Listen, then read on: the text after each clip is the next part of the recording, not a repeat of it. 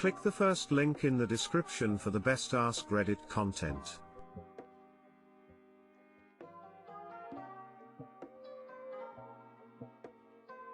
Today I fucked up by not watching enough antique roadshows before it was too late. This took place in about 2001. My younger brother, 88 at the time, bought a big red strangely shaped chair at a yard sale once for about $5. He didn't want it or anything, he was just really tired and wanted to sit down for a bit, and the owner told him that he could not touch it unless he bought it. Fine. Bit of malicious compliance there. Anyway, my dad was there as well and he loaded it into the car and we went home to our farm. Surprisingly, this awkward looking thing was quite comfortable, and although it looked weird, my dad placed in his office. There it sat for nearly 15 years, being used less and less, and stuff like blankets, unused pillows and winter coats piled up in the chair. A while back he cleaned everything out, and discovered that a mouse had eaten a hole in the seat of the once beloved chair. We thought about fixing it, but since it was not being used as much and it was looking quite sorry for itself, so we burned it along with some leftover materials from a building project. My dad slightly objected, but my brother overruled him. His chair,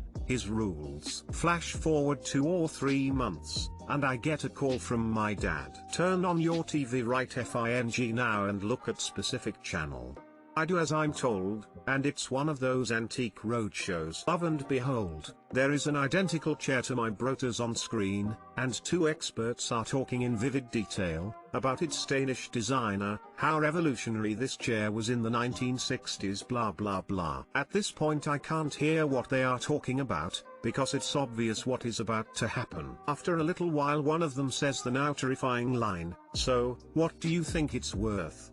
I can hear the hair in the back of my dad's neck rising in anticipation of what's to come, as the tension is building up with dramatic music and everything.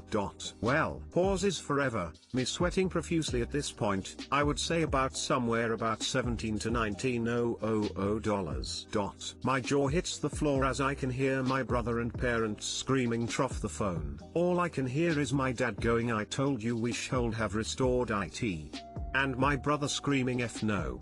F no." In shock and disbelief I have to sit down and try to compute what just happened. But yes, I found the damned thing online some while later, and it's all true. My dad still has not forgiven any of us for not taking his side on keeping the chair, and my brother refuses to talk about it ever again. I guess I would too, if I literally burned a $16,995 profit. TLDR, my brother bought a $5 chair on a yard sale, and burned it. Turns out it was worth a fortune. Here is a picture of the mother effer.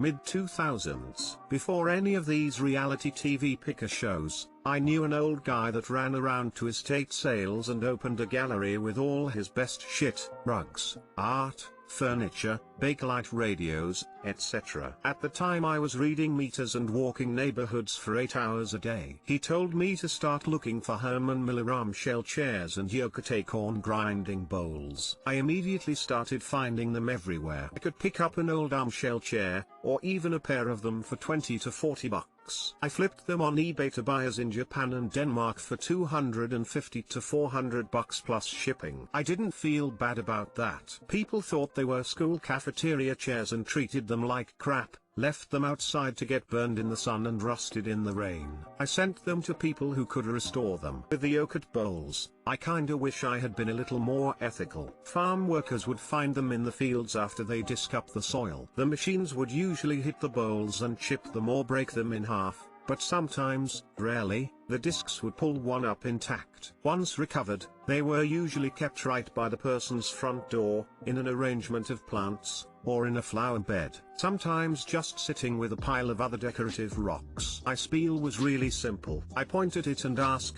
"Say Vendy?" If they said no, I would pull out a 20 and ask again, "Say Vendy?" Always the answer was yes. At the time, those bowls could be worth 100 to 600 bucks depending on the size/condition. If it had a pestle, forget about it, $1,300. People from whom I bought them probably could have used the money. It still bugs me this morning how I used to be. I found a $500 bowl at a charity shop for $5, after seeing another bowl of the same set just couple weeks after I'd seen it on Antiques Roadshow. Saw it on the shelf, went outside and googled it, bingo.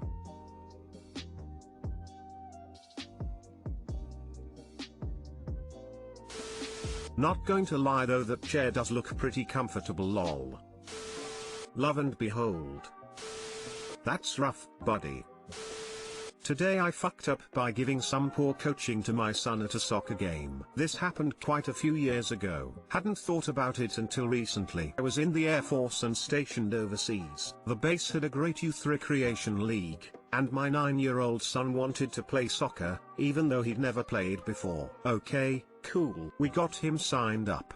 My son was big for his age but hadn't grown into his lankiness. He was something of a klutz, but he loved working out and we did this together frequently. He was very strong and could run pretty fast in a straight line. I wasn't able to go to games, due to my duty schedule. Finally, I had a day off. He was really excited that I'd finally get a chance to see him play. He was placed on defense. His job was to stand out in front of the goalie and do what he could to prevent a goal. Well, the other team had a little guy that was simply amazing. He was 7, but since he was so good, he was allowed to play with the older boys. Our team was getting creamed. The other team had one play, get the ball to the miniature Pele, and watch him dribble down the field and score. They were getting blown out by halftime, and I called my son over while he was eating his orange slices. Hey, your job is to stop that guy from scoring. Do what you have to keep him from getting past you. In my mind, I was thinking he should try to kick the ball away, or maybe even slide in front of the kid.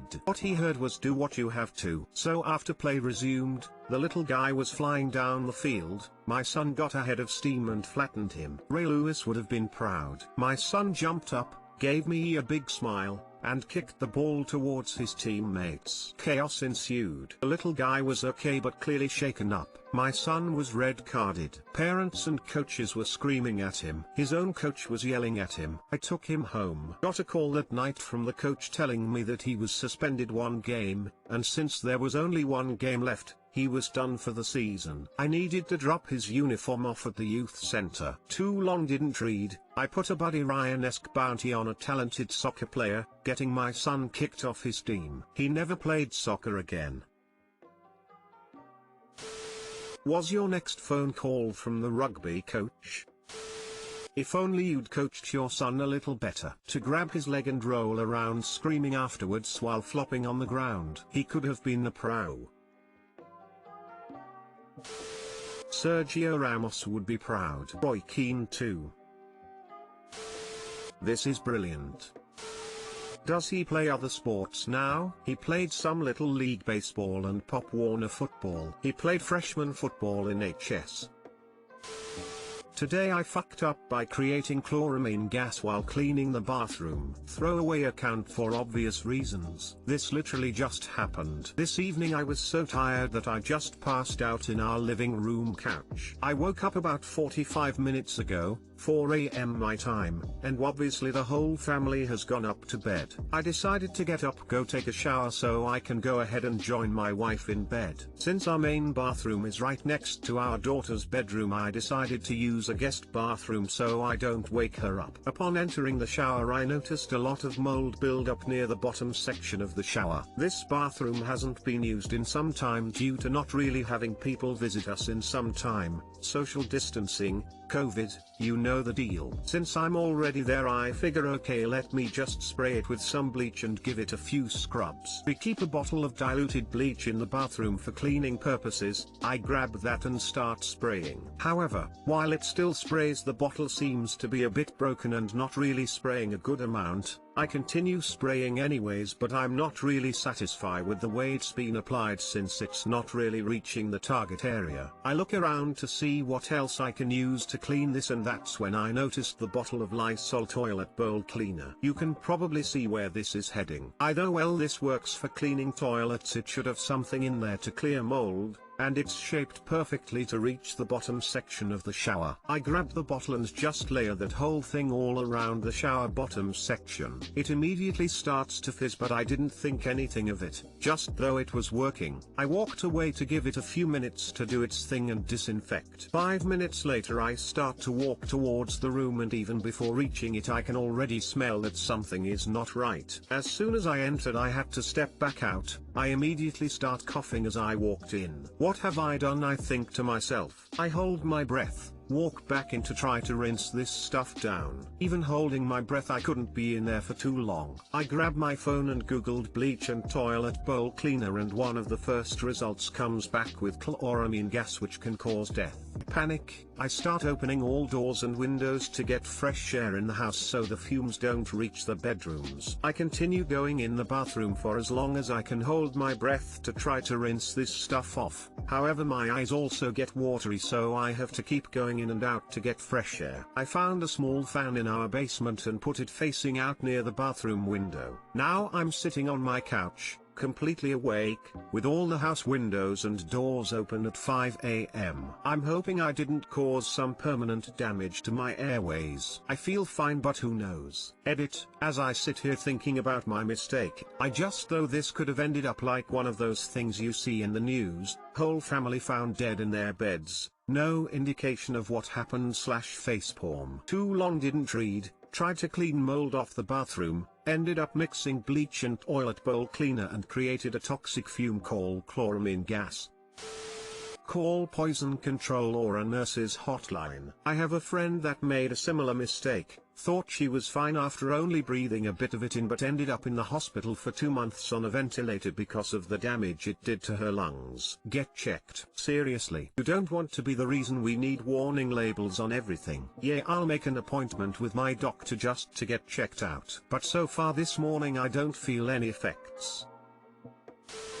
Today you've learned a lesson not to mix bleach with anything. I hope you're better, and maybe look into checking with a doctor that there won't be lasting damage. We also learned how to make chloramine gas.